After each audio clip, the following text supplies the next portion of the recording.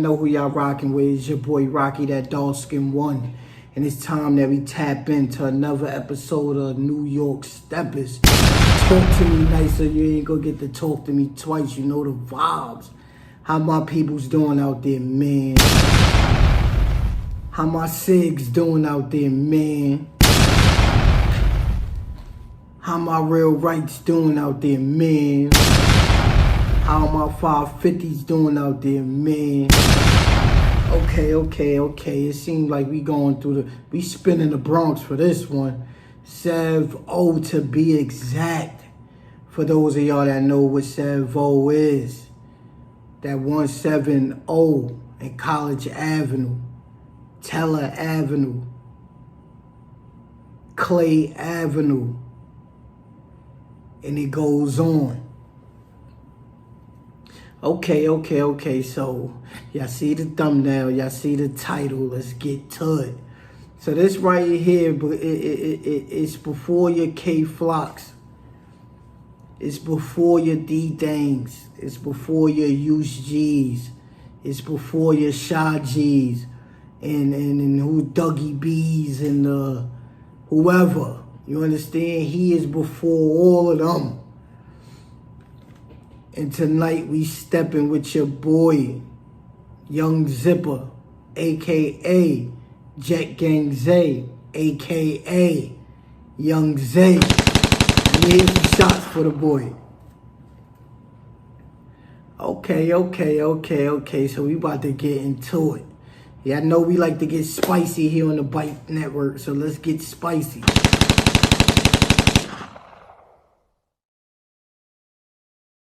Being born in Harlem, Zay would move to the Bronx at the young age of 8 and jump off the porch right away, taking to the streets instantly as well as the mic. While Jeezy Moolah and the Real Rights was fucking up the scene in Brooklyn, showing people who was boss, the Bronx will elect Young Zay and a crew of his youngins that dubbed themselves BMW, the Bronx Most Wanted. Well, they had put the BX on their back and show the world that the Bronx was getting money too. Being from Savo, an area that have its ties with Mac Baller Bloods and the 280 Crips, Zay would choose no gang to give his alliance to, only because he was cool with both sides and couldn't see himself choosing one over the other. The way the streets was set up in 2014, either you was this big respected gangbanger, a kingpin, or a scammer. Zay wouldn't be shy with his choice. And with associates like Jeezy Moolah, it was evident that Zay was here for the spotlight. Zay and his right-hand man, Ray True Cash, would jump into the scamming thing head first. In 2015, close friends, family, and onlookers will all watch the overnight transformation of the little crew from Savo. Before you could see them in a good outfit with some clean J's or some good foreigns on their feet. But in 2015 and 2016, you could spot Zay and his crew hopping out of Benzes, Rolls Royces, and Lamborghinis. By 2016, all eyes was on Zay. If it wasn't the envious stares from the haters, it was the pocket watching from the dudes he thought was his friends. This would fuel Zay to go even harder. What a lot of people didn't know was that Zay was still 17 and couldn't even buy a drink at the bar. Ray and Zay would make a vow that no matter how much money they was getting, they would graduate high school. And they did just that. Pulling up to school in cars that costed more than a teacher's pension, Zay and Ray would be the topic of conversation in teacher's lounge. At this time, Zay would start playing the role of manager to one of his bros that would start rapping. After being pressured to drop some bars, Zay would actually like the way his voice sounded over a beat. And Zay would start taking rapping seriously, and before you knew it, he'd have a nice little catalog of freestyles. The music bug seemed to run in Zay family, as his brother D played for Keeps, a rapper from Harlem, also spit bars, as well as his uncle, a battle rap legend, T-Rex. Labels, artists, and music platforms started reaching out to Zay, because at that time, A Boogie had the Bronx. The streets would be quick to compare Zay and Don Q together, but instead of falling for the messiness that the internet always create, both men decided to claim the Bronx together and jump in the booth. Both men cooked up and gave their best on a song called Checkin', where both Zay and Don Q was spitting ruthless bars over a fire Dizzy Banko beat. This was the single that solidified Zay in the rap game. Closing out 2016 strong, Zay would then officially adapt the name Jet Gang for his crew. In 2017, Zay would release his first EP. Life will finally start to make sense for Zay as he realized all that hell he went through was only leading him to a better place. But nothing in the world stays the same, especially not when you live in a double life. Just like everything goes up, everything come back down. So while God was blessing him, his team was catching L's. First, his close friend Joshie Montana would be killed, and then the state would lock up his gang on a weak conspiracy case, including Ray. This will force Zay to get money by himself. With his gang gone, Zay would become depressed, but decided to channel that pain into art. He would pour everything he had into his music and be met with a positive response from the fans. After sitting down with Def Jam, Zay was geeked and knew it was nothing that he couldn't accomplish. In the late of 2017, Zay would start prepping for his second mixtape, Airplane Mode. A true hood classic, if you ask me.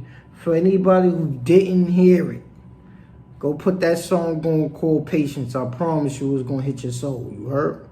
Zay would start prepping for his mixtape while preparing for his gang to be coming home. One by one, first Ray came home in late December 2017, and then it was Delks, and list goes on and on. Zay would catch himself smiling, thinking, yeah, I finally got the bros with me. Ain't nothing we can't do with all of us together. But unfortunately, that's not how things work.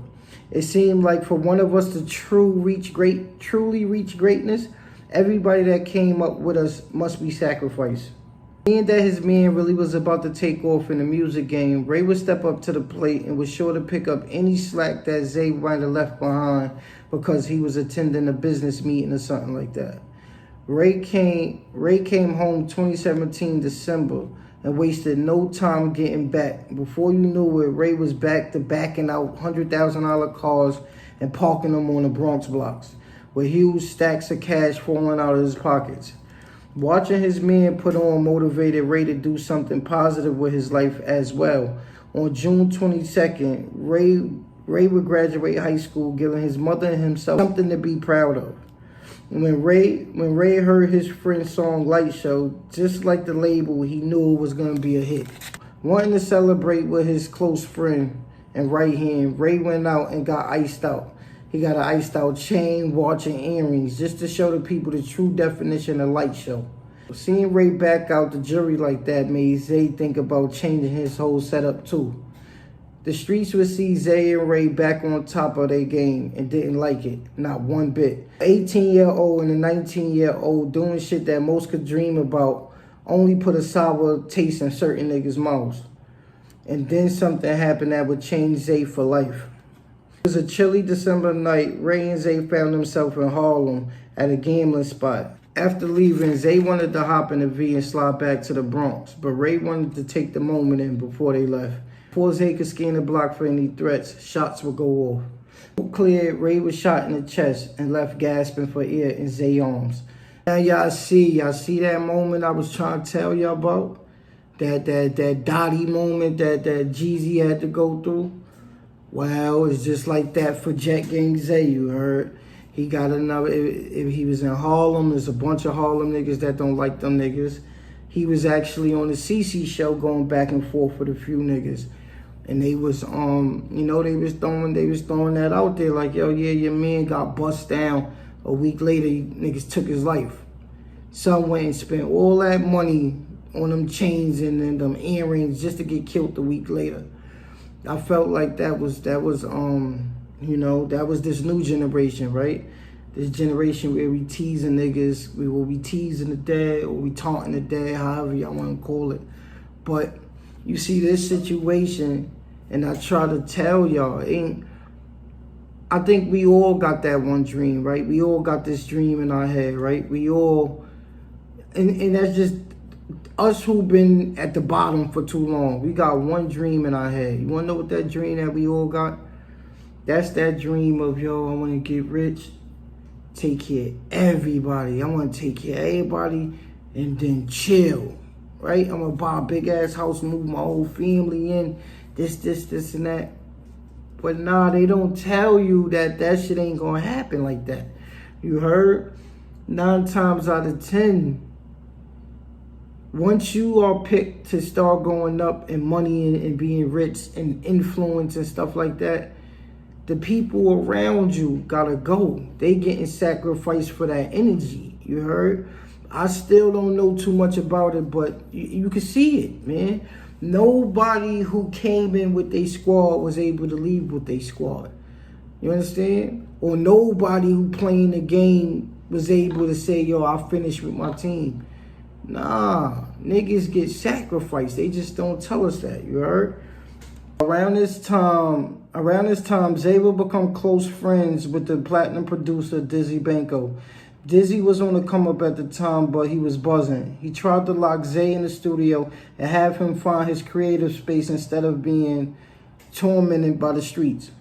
But with Ray gone, Zay would start questioning God. The streets was talking, and before you knew it, Zay was in crash out mode. He would be caught on the CC show arguing with his ops. He would lose sight of the music as he thought about getting revenge for Ray. Zay would go MIA and pop up in 2020 after linking up with another Bronx rapper, K-Hound. And would admit to them being cool at a point of time, but now they was taking shots at each other on wax. K-Hound would use a conversation he recorded between him and Zay as the intro to his new diss song. Even though K-Hound was the son of a Bronx legend, lyrically, he was no match for Zay. It was like K-Hound was poking a bear, and the heater that Zay responded with was the song he waited his whole career for, Firing Zone. After dropping Firing Zone, Zay went up again, and after seeing the numbers he put up with Firing Zone, the labels was ready to give him what he wanted. He took that little break he took in 2018, 2019. You know, he definitely talked about a lot of depression that he went through. A lot of shit that he felt alone. He felt like he went through it alone. And no matter how much we see him with his gang and see them niggas having fun, you know, it's always those times when God gonna force you to be alone because you gotta see what's for you. You understand? Most times when we around everybody else, we in their energy and they in our energy. So we can't really tell what's us. A lot of times we picking up karma for all motherfuckers, you feel me? And so with Zay, man, I felt like, you know, son was a young boy, niggas felt like he was soft because he was a getting money nigga and niggas tried his hand. And I'm not gonna lie, yeah, they killed his man right, you know, they killed his man right in front of him. He died, Ray died in his arms. But the real shit is, son stood on business. It took a little bit of years, but son stood on business. I ain't going, if you know, you know, you heard, but son definitely stood on business. They, you know, they got back for their man Zay, for Ray, and that's all, us, you know, us that come from that certain code, nigga, he got his respect. I'm not gonna lie. Now, son, him signing that deal, right? This happened as soon as he got locked up on this last one, right? So now, and I think this is what they was waiting on, right? So now, all the years, or y'all gotta pay attention to all the years. 2016, he was about to sign. 2017, he was about to sign. The nigga wouldn't take no deal because he was getting money. So if they coming in, he don't got no buzz like a Fab or some Jay-Z or some shit like that. You understand? So they coming with him low 100,000, 200, 300, 400 the most. He playing with that on a daily basis. You understand? He might not be getting 400K every day, but these little niggas is getting it. So how you gonna come to them with a little bag if they already invest in the shit that you giving to them on their own? You understand? And for Zay, this is how I felt. I felt like with Zay, right? Because he was supposed to get signed so many times, and even though they lowballed him, right? But it's funny how soon he do sign and decide, yo, this is what I'm doing, I'm all in, I'm signing that down the line. As soon as he do that, he get jammed up on the murder. Come on, you understand? This shit is rigged. They telling y'all, they telling us, y'all not taking no more our money and putting that shit in y'all community no more. Fuck that. If we do give y'all the money, we putting y'all in jail so you can spend that shit on lawyer fees. You feel me? Because they not letting niggas build up their community. Look what's going on. Look what's going on. You from the Bronx, you got your little buzz, you DNA could change. They not letting you get it. And I don't want to say this like I'm downplaying nobody, but they doing it to the official niggas. You understand? The niggas who actually gonna make a change. You see certain niggas that they letting have a little bag too, right? Like, let's see, the Ron Suno situation, right? I don't know Ron Suno from Adam, right? But a lot of niggas, he from the Bronx, he from uptown, niggas know him, right? But now Ron Suno ain't no gangbanger or none of that. He ain't really got too much street ties. He was the funny nigga. He was a comedian, right? So the comedian started doing rapping. Of course, you pop. All right, cool, copy. Now, let's take it to a nigga like, and I'm not saying Ron Suno not about it. I'm not saying he ain't got no click. I ain't never saying he wasn't clicked up before he started rapping. I don't know. Right? But now let's take it from a Ron Suno who don't got those heavy street connections and shit. And he do. He got robbed by his own people. So that just goes to show you the whole situation there. Now we talking about somebody that's official, that's solidified, that actually did for they niggas, who niggas love them. You understand? That mean the bag is different. You understand? That mean if you give me the bag, I'm trying to put on my old, we all gonna be rich. They don't want y'all all being rich. They like, you little black boy, you shut the fuck up. You take this money and you be quiet about it. You heard? And I think that's what happened with the Zay shit. They locked him. As soon as they gave him that big bag, they locked his ass up. And now look, some is able to get his little jewels and all that, but now some behind the fighting a murder. You understand? This shit is rigged, man. This shit is rigged. But y'all know the vibes. That was another episode of New York Steppers. The boy Young Zay, Young Zipper, Jet Gang Zay. Remember the name, man. Salute the boy or give him his flowers. Whatever it is, just make sure it's bite. We out of here. Hold on, where the boss is? Hold on, look at the boss. Hey,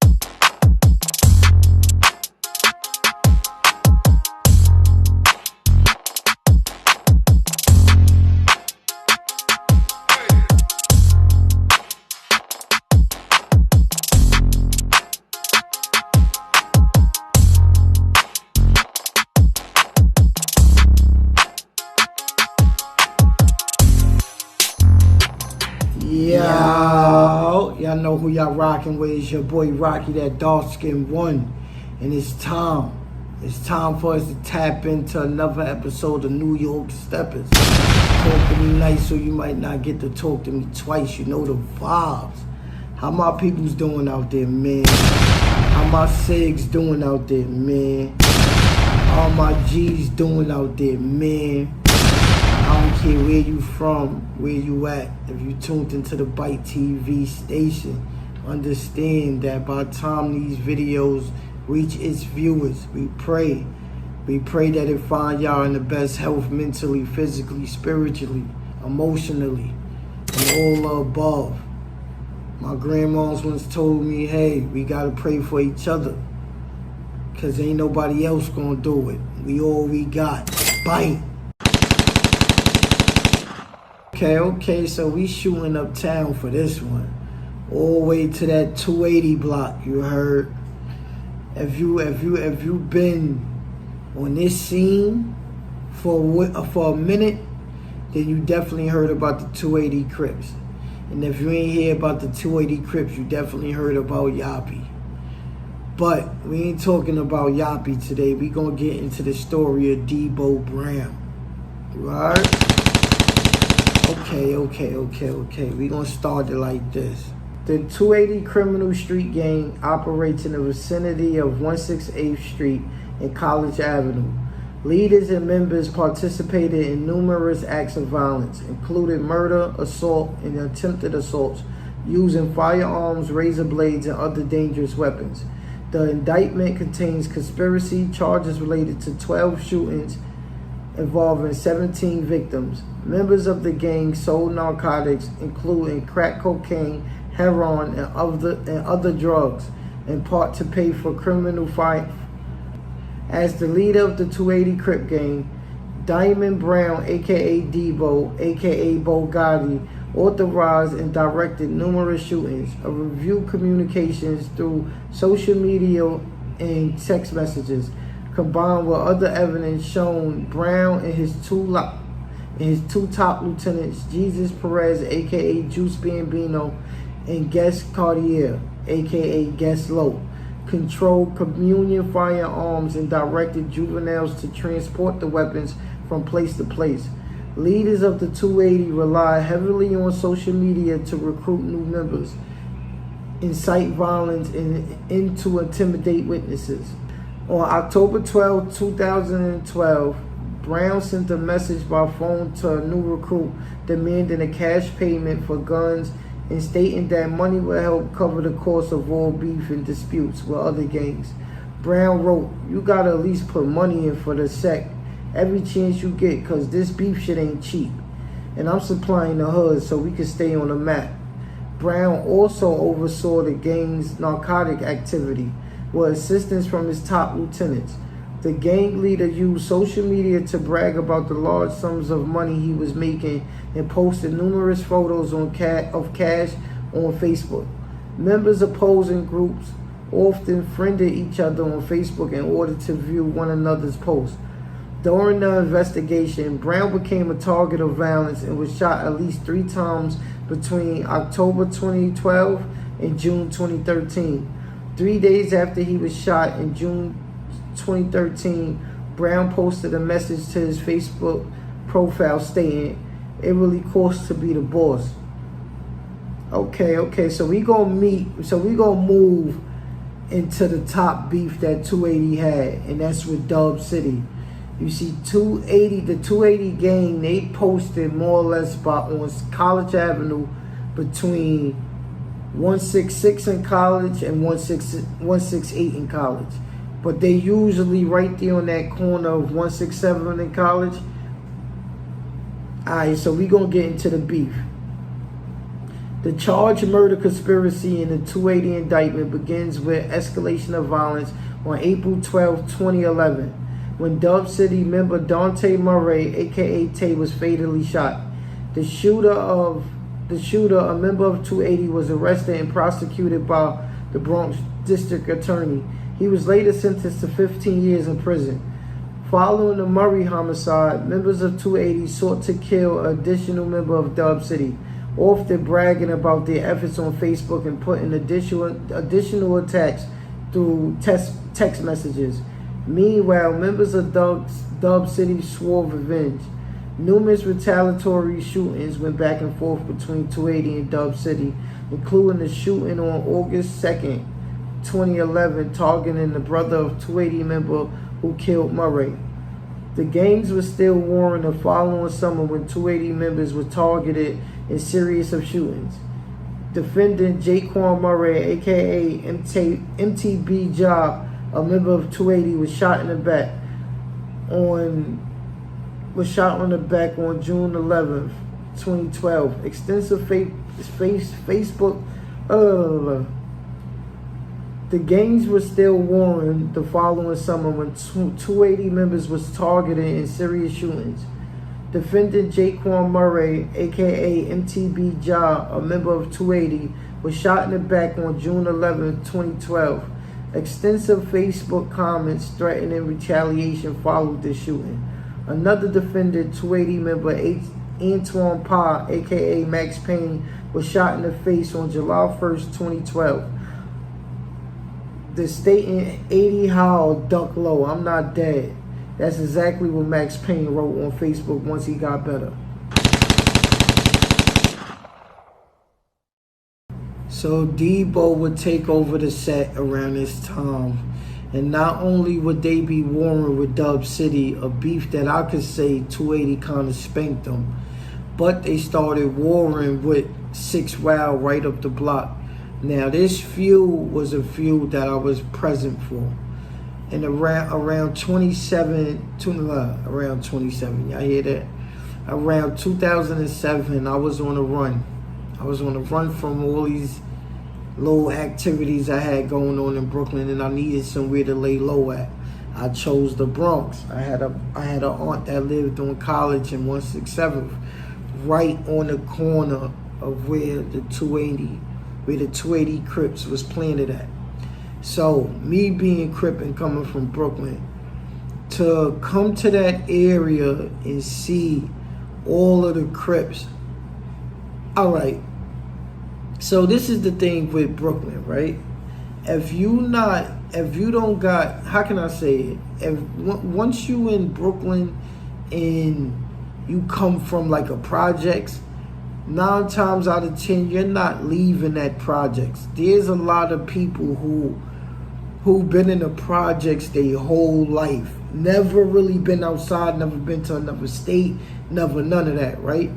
And unfortunately, sometimes when you do the wrong thing, like shooting and shit like that, and you go on a run, a lot of us thinking running or laying low is leaving Brooklyn and going to the Bronx.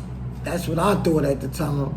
And so me, and the thing about being a Crip from Brownsville, we surrounded by so much blood that it's hard to accept when we go somewhere else and they be like, yo, they Crip. You'll be like, what? Y'all Crip? You crazy, nigga. Y'all niggas is bugging. Y'all ain't been through what we been through.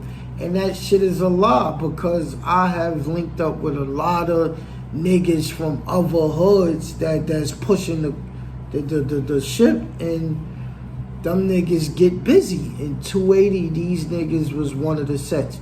So I links up with them, and the nigga from the Head of My Indictment linked us up, because I'm telling the Head of My Indictment, I'm like, I'm Crip. My whole indictment is Mac Baller, you heard? So I'm telling these niggas, nigga, I'm Crip, because he like, yo, turn Mac.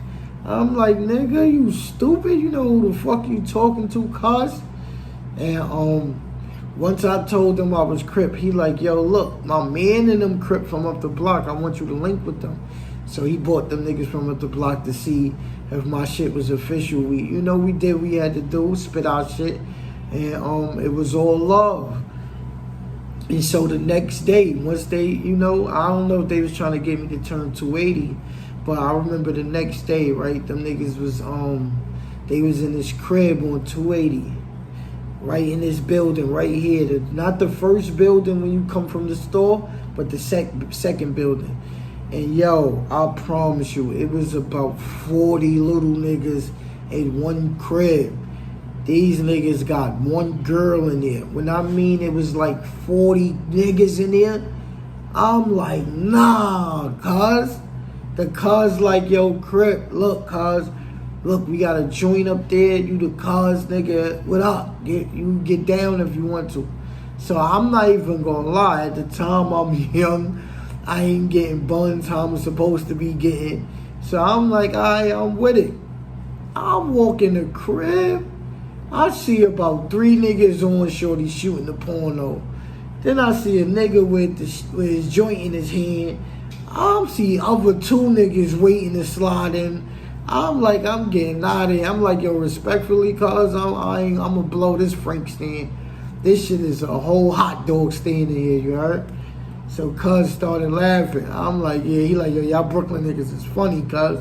I'm like, yo, you know the vibes. I started to get close with the cuz Crandon. Now, Debo, I'm gonna keep it 100 with you. Debo was the head of the set, and like and this is the real shit. I don't even remember this nigga. I didn't remember meeting him. I didn't remember him being out there. I don't know if the cuz was jammed up at the time, but he wasn't the face at the time. At the time when I was there, it was the cuz called it was the cuz Brandon. But you know, we replaced the B with the C, so they call him Crandon. And son, I'm not gonna front, this little nigga was putting in pain. Him and Kurt. It was Crandon and Kurt at this time around 07, 06. Them niggas was letting it go and getting busy.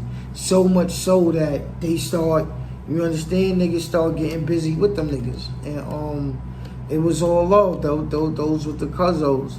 And then the feds came knocking, niggas caught the feds, caught the federal indictment. Kurt wound up being on the case with us, but y'all know how that go. And why I chose Debo for the Steppers, right? Because he was the all right. If you seen how they took their territory up there, right? Because, and this is the second war that I wanted to talk about. You got 280, right? And this is college between 167 and 168.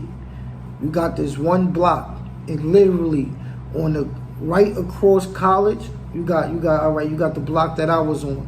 I mean the building that we was in, 1155, that's the building on the corner.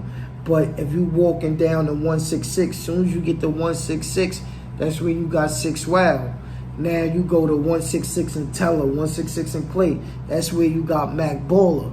Go back up to 167th and Teller and all that. That's still Mac Baller. So you got this. Even when you keep going to 169 in college, you got the Jets over there. That's where you got you got what's his name? Zay. What's bro name, man? Jet Gang Zay, and then you got Jet Gang Zay, and I mean all of them. Ray, son who got killed, and them niggas is tied in with 280 through Joshy, God bless the dead, you know, like made a cuz Crip in peace, you know the vibes. But yeah, they took a loss with Joshy. They took a loss with the other nigga who was nice on the mic, and this is why we giving Debo his flowers on this one. Debo had a vision, right? And it showed when he was out there 2014. Son was about his money. Son wasn't super up in age, but son was the head of that 280 Crip shit. Them niggas made a name for themselves. Stay valid. Stay putting it in to a point where them niggas blew up. Them niggas' name blew up. I ain't even gonna lie. And this is the thing when it comes to Debo, right? A lot of niggas don't know him. A lot of his name is his name. There's nothing bad on his name in New York. I can't say it. I would never say I heard nothing and I didn't. There's nothing bad on his name. He went to jail, did his time. We gonna get into the war with the 6 Wow, but understand he went in, did his time, came home, linked up with Ron Suno. I don't know how that went, how the link up happened. I mean, you know, you could definitely pull up cards and do an interview for the channel so we know the vibes. We don't know how the link up went with Ron Suno, but you know, I believe they in partnership with their label. And I think Ron Suno signed to him. Either Ron Suno was his business partner and They splitting everything 50-50, but I know son got something to do with that label. And so that just shows dedication. That shows what a New York stepper is about. A New York stepper ain't about being the wildest nigga. It ain't about being the flyest one. It ain't about none of that. It's about making progress. You understand? Going from nothing and making it something. And I ain't mean just being hood rich and hood fly. Nah, son stepping. He's stepping in some of them offices. You understand? He got a talent like Ron Suno. No matter what nobody will say, Ron Suno is a talent. You understand? And instead of being in the hood still telling nigga, yo, shoot this nigga, shoot that nigga. Nah. Son channeled his energy into something positive and it paid out. And now Cuz is still stepping. He out there. I don't know what the legal issues is or none of that. He's home. He's free. He's running a label. They get into a bag. Ron Suno, one of the nicest NY drill niggas. It ain't nothing you can say about him. You heard? You got to give Cuz his flowers. You heard? Debo Brown of 280 Crip Gang from 280 Block. Y'all know how we rocking. You heard? Get a boy his flowers when y'all see him stepping out. We out of here. Bye.